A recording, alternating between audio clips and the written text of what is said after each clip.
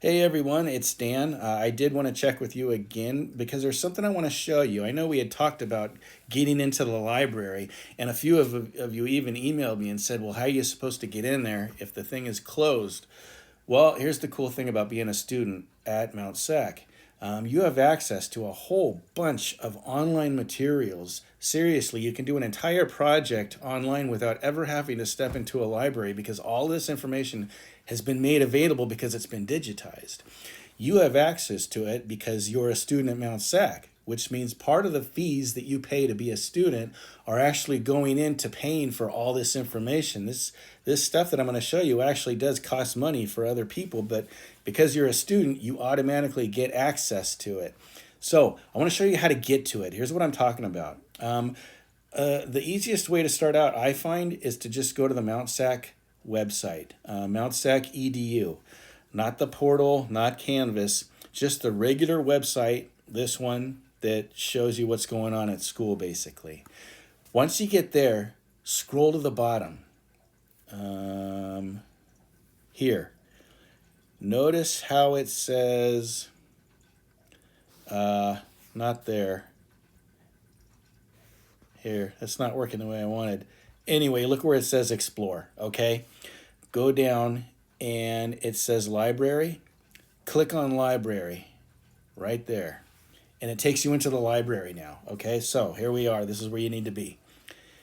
They change this every time I use it. I swear I have to relearn this thing because they change the look of it every year or so. So the way they have it set up now is, I'm going to say I don't need a librarian, no thanks. Okay, this square on the left side, this search box, see where it says databases? One of the blue buttons says databases. Go ahead and click that. Zip, there it goes. Okay, now, these are all databases. These are all areas that are just full of books and magazines and journals and documentaries and scripts and everything you could possibly think of is in here. The easiest place to start, and the one that I always used, this is the one that got me through college, is the one right here where it says academic search complete. And it even says popular next to it because it's a really easy one to use. Just click on it. Okay, open that up. There we go. Oh, it's asking me to log in. Hope this works.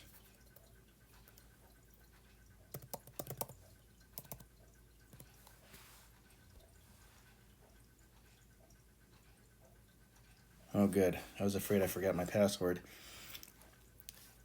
Now, before you start searching, there's a couple of things you need to tell it first. I was talking to you guys about academic journals. I don't know if you know what an academic journal is. It's basically a magazine for a very specific reader, okay? So it's not like the magazine you just find on the bookshelf at a bookstore. It's not like Rolling Stone. Rolling Stone is meant for everybody. It's a popular magazine. These are not for the population at large. Journals are for people with specific knowledge. So, for example, whatever your major is, whatever it is that you're specifically studying right now, there are journals that are just for people like you. Only you and people in the field would understand what's in this magazine because it's meant for you. It uses jargon and terminology that the average person wouldn't understand. If you're a nursing student, well, there are journals for nursing, basically. So, in order to tell this thing that you're looking for a journal, right here, it's not letting me highlight. Damn it. Anyway, look on the left side of the screen here. See where it says scholarly peer-reviewed journals? You want to click that box, just like I did. That means it's only going to show me journals. Now, the reason that's important is because you're writing a research paper, and you want this information that you're using to be valid. Like I said, anybody can have a website, right? There's no way of knowing for sure if that's trustworthy information. But with a journal, you know for a fact that it's trustworthy because every journal has a board of advisors and experts. They go over every article that gets accepted and they look at it and they make sure it really has been put together in the proper way so that it's trustworthy information, not just some clown making up a story, basically. So start with journals. So I clicked off the box journals. I think that's the only thing I have to click off. Yeah. So I'm gonna make something up. What is it my paper is about? Geez, I keep harping on NASCAR. What if I think I was talking about the safety of NASCAR, right? Let's see if something comes up. I have no idea. I haven't done this yet. So I hit search. And it's thinking about it. And it takes a while to think because it's going over thousands of articles. So these are all articles that came up. And because I checked off that box that I only wanted academic journals, this should only be academic journals. Wow, it only found 2 things. That's not a great start. Maybe that's not such a great topic for me to be writing about. Uh, Once you get this far in, here's what you want to do. If there's an article that does look interesting to you, like let's look at this first one, okay? NASCAR drivers promote safety messages. If I want to see the whole thing as it appeared in the original journal, I want to look for PDF full text. See how it says that? PDF full text right there. That's what you want. So I'm going to just click on that. And hopefully it'll give me the full article exactly as it appeared in the journal. Hey, there it is. Look at that. So yeah, it's a real short piece. I don't know how helpful this would be for me in my essay. But you get the idea. You know what? Let's try something else. I'm just hitting the back button. Let's see. Is it still checked off? Nope. Journals. Let's try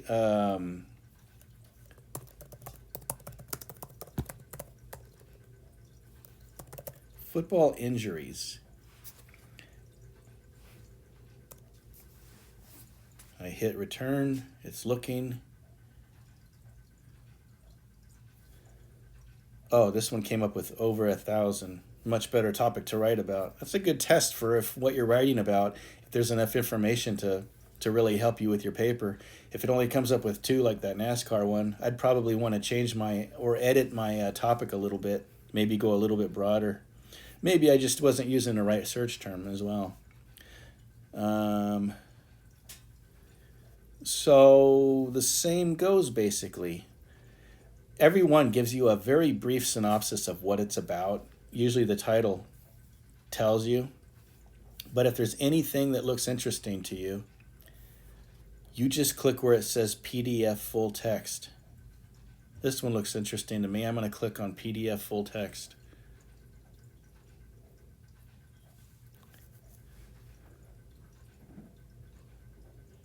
Ah, nice. There it is. Now, this is how a journal generally looks. They start out with the title, the author, the publishing information, and then they give you an abstract. An abstract is actually a summary. That's what it means. It's a summary of the article. So you can read the abstract instead of reading the entire article. And if you think there's helpful information in there, well, then you can go on and go ahead and read the article. I'm noticing that this doesn't want to give me, oh, I'm remembering something right now. I'm glad this happened. It's not letting me read the whole thing. It's just showing me part of the abstract, and that's it. But now I'm remembering, if the abstract looks good and I know I want this article and I want to actually read it, look at the top where it says download PDF. Again, it's not letting me highlight it.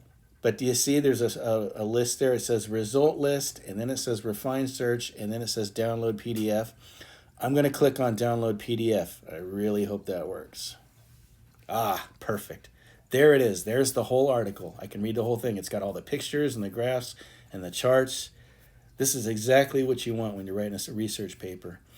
And I want you guys to keep this in mind for as you work your way through school.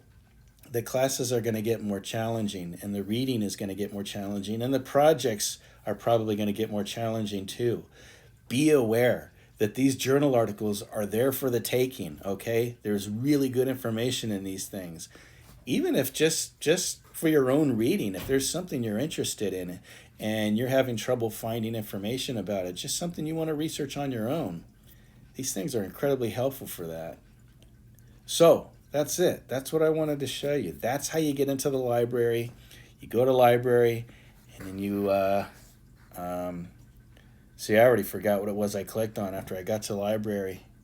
It was the research box, and then I remember databases. You click on databases, and that brings you up to, let's see, this guy here. Academic Search Complete. Now, you're welcome to try any of these if you want to just experiment around.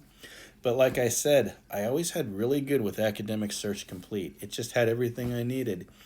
But the more specialized you get in your interests and in your studies, you might find some of these other ones are more specific to your area. You know, some of these, like for instance, health and medical, humanities.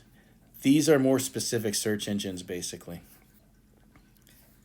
And that's it, guys. That's what I wanted to show you. That's how you get in. Remember, I said you can use 3 of your resources can be from the internet. They can be websites, but the other 2 got to be something else. So why not take a look at this? Maybe your other 2 could be academic journals. Basically, just take it one step at a time. Don't freak out about this project. Keep in mind, all those body paragraphs just mean you got several points to make, right? Every body paragraph gets its own point. It's really all there is to it. It's not any more difficult than that.